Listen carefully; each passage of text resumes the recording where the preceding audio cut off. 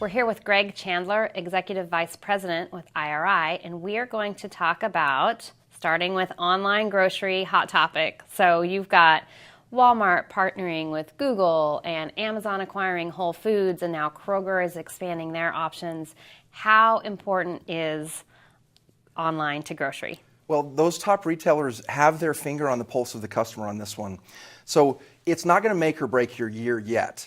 But if you look at a traditional adoption curve and how fast things grow, it's about to get a lot bigger. What we see is in Q2 of this year, it was at 3.3% share or penetration of online grocery. We're expecting by holiday that could be as big as 4%. What that means is you start to move on that adoption curve from the innovators to early adopters to early majority, and it's going to get big quickly. Okay, so can you talk a little bit to the drivers and then also the barriers for the shoppers to actually change this behavior and buy our groceries online? The biggest driver is what you might expect, which is convenience and time. And what we hear in social media is that customers say, this saves me an hour of my time. And once they've tasted that, they don't want to give back that hour. So that's one of the biggest drivers. And you see companies like Walmart that find ways to have the easy reorders to make it even faster to be able to get your groceries from end to end. So that's what's driving this overall adoption. In terms of barriers, there still is low availability of online grocery. So about 5% of the roughly 38,000 retailers in the US even have grocery pickup today or click and collect.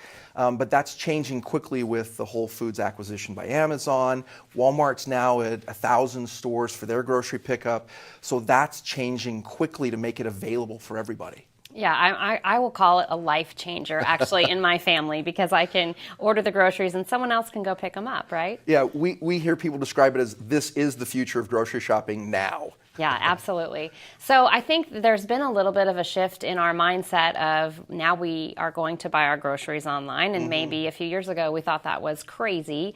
How do you guys look at what is that next big category? What are those next products that are going to be adopted as online purchases? You know, IRI's consulting group has taken a look at what categories to look at for this.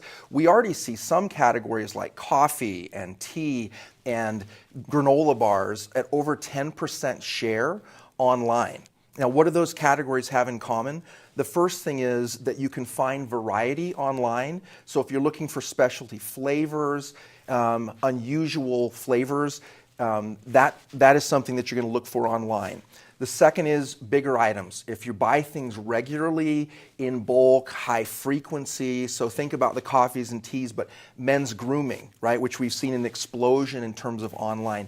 Those high frequency items happen. And then also just things that push you over that $35 threshold online. People are looking for items to get them into that free shipping zone. And so items that can be paired with other items that are complementary to them, those items also are trending quickly. So all of these things you mentioned make me think of holiday where they may be gifts, they may be stocking up your home for visitors coming in. What can a supplier do this holiday season now to differentiate themselves? Yeah, I think one of the big things is to remember that the online environment is influencing those shoppers, meaning it's where they're getting their media, they're consuming recipes, they're going there for prices.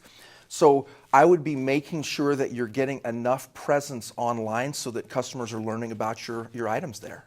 Excellent. Thank you so much for sharing your insights with us today. Thank you.